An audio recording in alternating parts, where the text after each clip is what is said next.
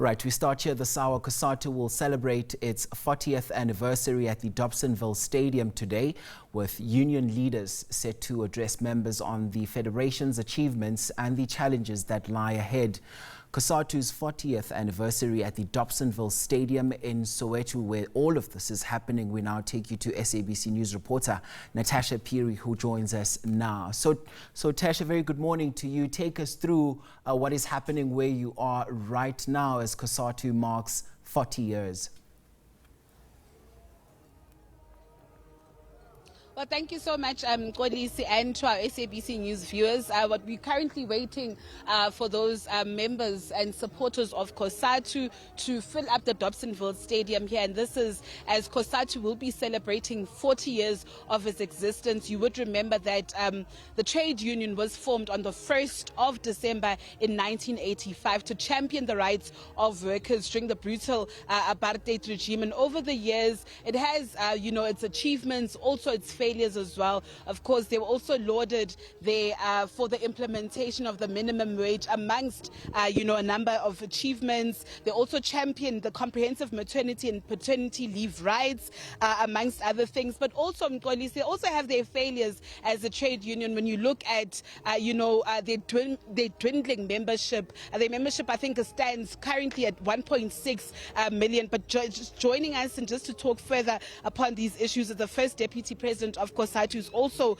the president of NEHAW, and that is Mike Shingange. Thank you so much for joining us on SABC News. Well, as you look at 40 years of Cosatu, this will be a perfect time to reflect on, the failures and the achievements of, the trade union. That's correct. Good morning to you and the viewers. Indeed, this is a perfect moment for us to reflect. Of course, we're celebrating us coming of age and paying tribute to those who came before us, some of whom have laid down their life for the right of workers in this country to be recognized. And then we're going to indeed reflect even on the current challenges and indeed forging the way forward, because there has to be a way forward amidst all the challenges that when Cosatu was formed, there were challenges of their time. They were confronted with the repression government and oppressive government, and also the fact that workers were not recognized as if you like, human beings. But today we have all these rights that we enjoy. We have a freedom, we have democracy, we have the right to campaign, we have a right to strike, we have a right to collective bargain. But of course there are challenges, and challenges are still going to be even more moving forward. And therefore we are going to pay tribute here, but celebrate and indeed reflect on the way forward. Mr. Shingange, as you look on the way forward, how far are you with the issue of the one union, one federation? I know that you've started reaching out to other unions that have actually left Cosatu. How far are you in that? I saw a Facebook post, who was once a general secretary of Cosatu. You expelled him. He started his own SAFTU right now, condemning you reaching out to some other unions. How are talks? I was listening to the spokesperson of Cosatu yesterday, speaking to one of our radio stations, SAFM, saying that you've started reaching out, but it seems as if he's condemned this initiative. It's a work in progress in terms of working for uniting workers across the country. In terms of the working together and the unity of the workers across federations, it's an issue that we have been doing at the various platforms, in NADLACs and Parliament. We collaborate. We speak with one voice on everything that we need to confront as workers, especially those who have already been existing even before what you call the split or the breakaway for SAFTU. We have, since 2018 National Congress and the 2022, taken a resolution to reach out to everybody else that is outside Cosatu, but in particular, he who has been in Cosatu before.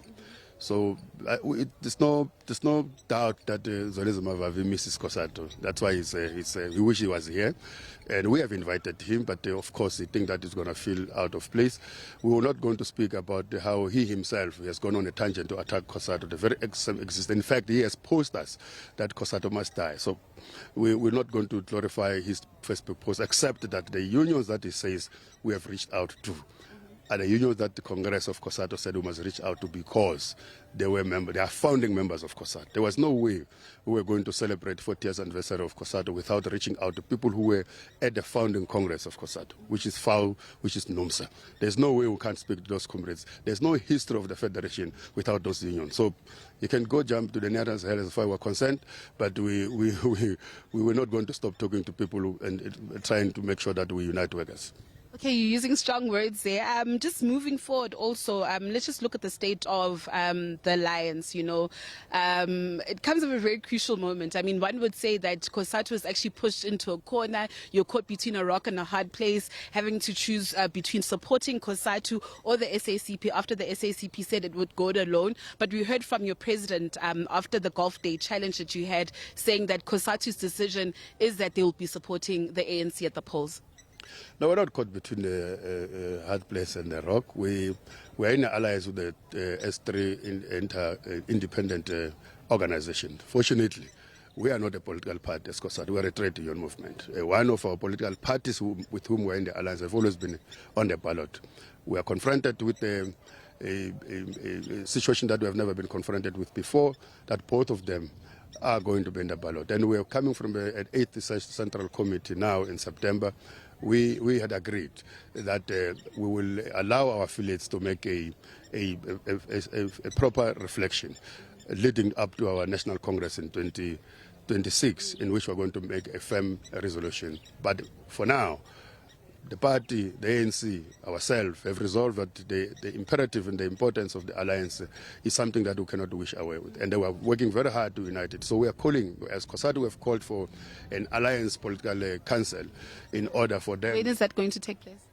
Sorry? When is the Alliance Political Council going to take place? Well, we were hoping that it was supposed to take place before the National General Council because we thought we needed to manage the discussions, particularly the economic part of the discussion, the NGC. We thought we could find, because that's the thing that causes a rift among the alliance partners, is the issue of the economy, how we're taking the country forward. So it's unfortunate that the General Council is starting now. But the ANC in our bilateral and the party in our bilateral, they have agreed that we need to have that political council.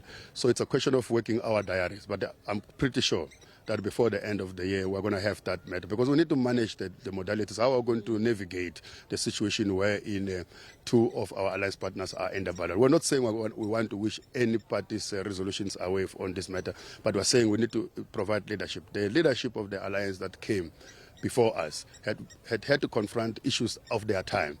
It was not this one, but they had complications. We are here now as this current generation of leadership of the alliance.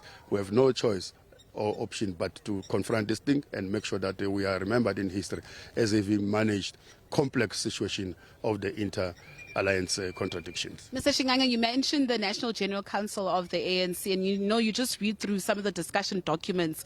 It paints a bleak picture of the state of the alliance, you know, how the ANC suffered an electoral setback, it's in a GNU right now, how Cosatu itself is somewhat struggling to find resonance with young people and young workers. What inputs are you planning to make, perhaps, as the alliance at the NGC? Well, it's a fair reflection that the discussion documents are reflected because we are 30 years into democracy. Our liberation movement and the alliance have been in government for that much. We do think that with the coming up of the young people, both in the workplace, in the labor market, but also in the politics, which were not connected with the previous struggles of the rest of the older generation. Perhaps we didn't envisage how to really attract them. But in as far as the Cosatu is concerned, we have established the structures under all our affiliates that deals with the plight of the young workers that are coming in. We have got the young workers structure in Cosatu and in a number of affiliates. But also we have launched a new recruitment strategy, including call centers in which we speak directly so that we firstly, before we entice them to the trade union movement, we must understand what is it that they think they stand to benefit from belonging to a trade union, other than just the historical background of the union. But what is it that today? So we are working on that. We have employed more young organizers that are reaching out to their peers on the Mr. Shingange, studio is telling me to wrap. Just in 30 seconds, please. I just want to get your reaction to, the passing of Witness D, who testified at the Madlanga Commission, and those 10 people who have been shot in Soweto in Pretoria. terrible state of our democracy. We don't think this is what people fought for. Even those that we are commemorating today from Cosatu, they never envisaged this thing. This is it's an indictment on a society that we can't even protect people who bet their life in trying to save the country, but then we left them vulnerable to be killed like that. We will just hope that indeed those who perpetrated, they are found, and we want to take this opportunity on behalf of all workers of Cosatu to pay our condolences to the families of the witness day.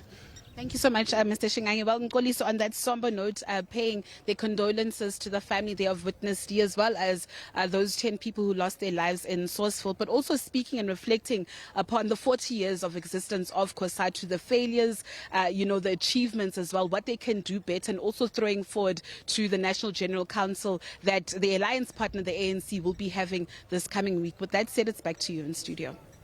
That's our very own Natasha Phiri out there as Cosatu marks its 40th anniversary. Thanks very much indeed for that update.